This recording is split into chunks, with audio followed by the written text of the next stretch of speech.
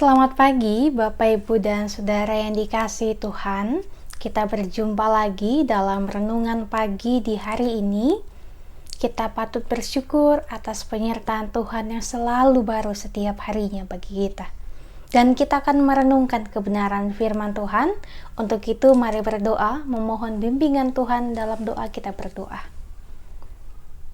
Pagi hari yang indah ini ya Bapa, kami boleh kembali menerima anugerah Tuhan melalui penyertaan-Mu bagi setiap kami dalam peristirahatan kami di malam tadi. Kami boleh kembali bangun dan merasakan kasih Tuhan yang selalu baru tiap paginya.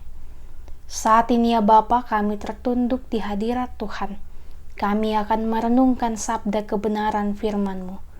Mampukan kami supaya kami dapat memiliki hikmat yang asalnya dari Tuhan. Kami dapat membuka hati dan pikiran kami untuk menerima kebenaran firman Tuhan, bahkan dapat melakukannya dalam kehidupan kami hari lepas harinya.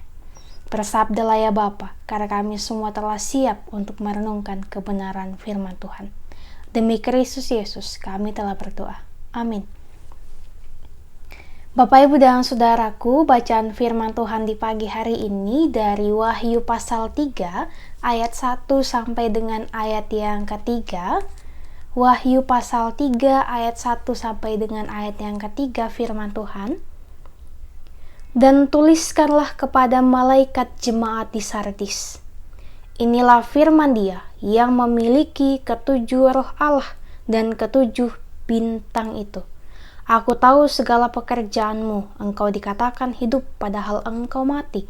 Bangunlah dan kuatkanlah apa yang masih tinggal, yang sudah hampir mati, sebab tidak satu pun dari pekerjaanmu aku dapati sempurna di hadapanku. Karena itu, ingatlah bagaimana engkau telah menerima dan mendengarnya. Turutilah itu dan bertaubatlah, karena jikalau engkau tidak berjaga-jaga, aku akan datang seperti pencuri dan engkau tidak tahu pada waktu manakah aku tiba-tiba datang kepadamu. Demikian firman Tuhan yang telah kita baca bersama. Terpujilah Kristus, haleluya. Salam sejahtera Bapak Ibu dan Saudaraku yang dikasihi dan diberkati Tuhan. Dalam renungan firman Tuhan di pagi hari ini yang merupakan kelanjutan dari surat-surat dari Rasul Yohanes kepada ketujuh jemaat yang ada pada saat itu. Dan pagi ini kita akan merenungkan firman Tuhan dari surat Yohanes kepada jemaat yang ada pada saat itu, yaitu kepada jemaat di Sardis. Nah, Bapak Ibu dan Saudaraku, sama seperti surat-suratnya yang lain, surat kepada jemaat di Sardis pun berisikan berbagai macam pujian dan juga kritikan atas berbagai tindakan ataupun perilaku jemaat pada saat itu yang tidak memuliakan Tuhan. Walaupun mereka beribadah kepada Tuhan, tetapi sekali lagi sebagai manusia yang tidak sempurna, pasti ada saja hal-hal yang membuat jemaat Tuhan melupakan Tuhan. Tergoda dengan kenikmatan duniawi, tergoda dengan kebahagiaan semu yang ditawarkan oleh dunia ini. Inilah yang dialami oleh jemaat yang ada di Sardis pada saat itu. Sehingga jemaat ini walaupun tekun beribadah, tetapi rohnya ataupun ia tidak memiliki kekudusan ataupun tidak tulus dalam beribadah kepada Tuhan. Inilah mengapa mereka dikatakan sebagai jemaat yang hidup tetapi dianggap mati. Nah, maksudnya adalah bahwa ini adalah suatu teguran yang amat sangat serius. Dan memang kenyataannya bahwa gereja dapat menjadi mati. Jemaat pun dapat beribadah, tetapi tentu tidak mudah untuk melakukan kebaikan, apalagi untuk memuliakan nama Tuhan. Inilah yang dialami oleh jemaat di Sardis. Dan Bapak Ibu dan Saudaraku yang dikasihi Tuhan, ada 3 hal yang membuat gereja itu menjadi mati. Yang pertama adalah iman tanpa perbuatan. Di dalam ayat yang kedua kita diperlihatkan bahwa bangunlah dan kuatkanlah apa yang masih tinggal dan yang hampir mati, sebab tidak satu pun dari pekerjaanmu aku dapati sempurna di hadapanku. Nah, kata pekerjaan ini dalam ayat ini berasal dari kata ergon yang diterjemahkan dengan kata perbuatan. Lalu pekerjaan apa yang tidak sempurna dikatakan di sini? Itu adalah pekerjaan yang berasal dari Roh.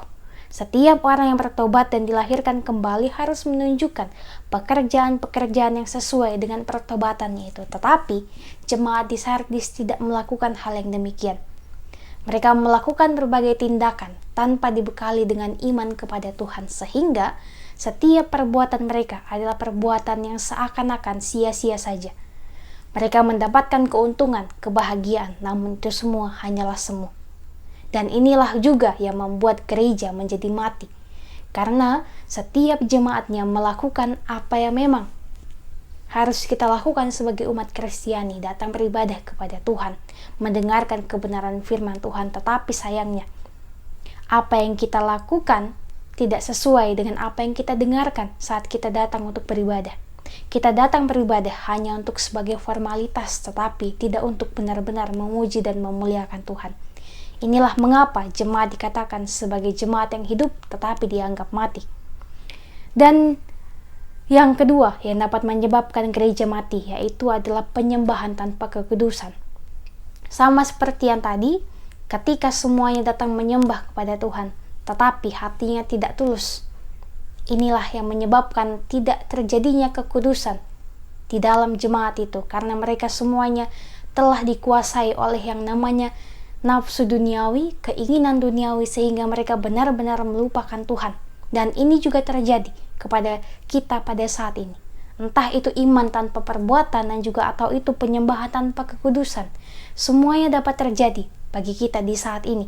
Kita dapat melihatnya bahwa ternyata kita sebagai umat Tuhan hanya pandai untuk mendengar, tetapi tidak pandai untuk melakukan. Kita hanya pandai untuk menampung setiap masukan, nasihat yang diberikan kepada kita, setiap teguran-teguran, tetapi kita tidak mampu untuk melakukan apa yang telah ditegurkan bagi kita. Kita tidak mampu untuk datang bertobat kepada Tuhan. Karena apa? Karena kita masih dikuasai dengan yang namanya ego, dengan yang namanya ingin menang sendiri, dengan yang namanya ingin merasakan kesenangan yang asalnya dari dunia, kesenangan yang ditawarkan oleh dunia ini, yang sifatnya hanyalah sementara dan bahkan membuat kita jauh daripada Tuhan. Kesenangan yang mengajak kita untuk melupakan Tuhan dan asik untuk bekerja, asik untuk bermain dan lain sebagainya. Sehingga kita ketika datang beribadah, kita hanya datang duduk, diam dan pulang. Kita tidak benar-benar memaknai apa makna ibadah itu sendiri. Nah, Bapak, Ibu, dan Saudaraku yang dikasihi Tuhan, ketika kita dalam kehidupan ini mau menjalani setiap apa yang kita lakukan, maka pasti kita akan senantiasa mengalami yang namanya pergumulan kehidupan, mengalami yang namanya tantangan-tantangan, godaan-godaan duniawi, godaan akan jabatan, akan pekerjaan, akan berbagai hal kenikmatan lainnya yang membuat kita jauh daripada Tuhan. Namun firman Tuhan pada pagi hari ini mau mengajak kita, ketika kita akan menjalani hari ini, mari serahkan semuanya kepada Tuhan. Percayalah bahwa ketika kita mau mendengar dan juga ketika kita mau melakukan dan juga kita mau menerima setiap teguran, masukan yang diberikan kepada kita, maka pasti kita akan menjadi pribadi-pribadi yang tangguh, pribadi-pribadi yang mau senantiasa melakukan kebaikan, yang mau senantiasa berjuang dalam kehidupan ini. Dan Bapak, Ibu, dan Saudaraku yang dikasihi Tuhan, banyak hal-hal baik dan indah yang telah kita dengar dan juga yang telah kita terima dari Tuhan. Entah itu dalam hal pencapaian karir, pendidikan, dan juga lain-lain sebagainya. Kita memiliki keluarga yang sangat menyayangi kita, teman-teman yang sangat menyayangi kita. Dan bayangkanlah sejenak bagaimana perasaan kita ketika kita mengalami itu semua. Pasti kita akan berkata bahwa saya bersyukur atas itu semua. Kita akan mengalami yang namanya sukacita yang penuh, karena kita percaya itu semua asalnya dari Tuhan. Maka mari kita menghadirkan energi positif, kita menghadirkan hal-hal yang indah yang Tuhan berikan bagi kita kepada sesama kita juga. Karena Tuhan tentu tidak pilih kasih. Tuhan menyayangi kita semua dengan cara yang berbeda-beda. Oleh sebab itu, Bapak Ibu dan Saudaraku yang dikasihi Tuhan, dari perenungan firman Tuhan pada saat ini, mari kita menjadi pribadi yang hidup dan benar-benar hidup di dalam Tuhan. Bukan menjadi pribadi yang hidup tapi dianggap mati. Menjadi pribadi yang mau untuk datang beribadah kepada Tuhan dengan ketulusan hati, yang mau bersyukur kepada Tuhan dengan ketulusan hati, bukan hanya karena formalitas atau bukan hanya karena paksaan. Sebab Tuhan menyayangi kita bukan karena paksaan, tetapi Ia memang menyayangi kita. Maka mari kita menyayangi diri kita, bahkan menyayangi Tuhan dan juga menyayangi sesama kita seperti Tuhan menyayangi kita. Maka sayangilah sesama kita seperti yang telah Tuhan lakukan kepada kita, dan mari kita mendengar, bahkan melakukan apa yang telah kita dengar. Jangan hanya mendengar, sebab kalau kita hanya mendengar, maka kita dapat dikatakan sebagai tong kosong nyaring bunyinya. Hanya pandai berbicara, hanya pandai mendengar, tapi tidak pandai untuk melakukan. Kiranya firman Tuhan ini membuat kita menjadi pribadi yang lebih kuat lagi. Kiranya firman Tuhan ini dapat membuat kita semakin semangat ketika kita akan menjalani di hari ini. Kita dapat menjadi pribadi yang tangguh, menjadi pribadi yang baik, pribadi yang mau senantiasa melakukan kebaikan dalam kehidupan ini. Amin untuk firman Tuhan. Bapak, Ibu, dan Saudaraku, mari berdoa. Bapak, terima kasih untuk firman-Mu di pagi hari ini. Betapa indahnya anugerah sukacita yang Tuhan berikan kepada kami. Saat ini ya Bapa, kami akan melakukan aktivitas kami di hari ini. Mampukan kami supaya kami dapat melakukan pekerjaan, pendidikan, dan aktivitas kami, rencana demi masa depan kami, apapun yang kami rencanakan, dengan senantiasa berpegang teguh kepada Tuhan dan dengan senantiasa percaya pada tuntunan kasih Tuhan. Terima kasih untuk penyertaan-Mu yang tak berkesudahan bagi kami. Terima kasih untuk setiap hal yang boleh Engkau izinkan hadir di tengah-tengah kami, entah itu suka maupun duka.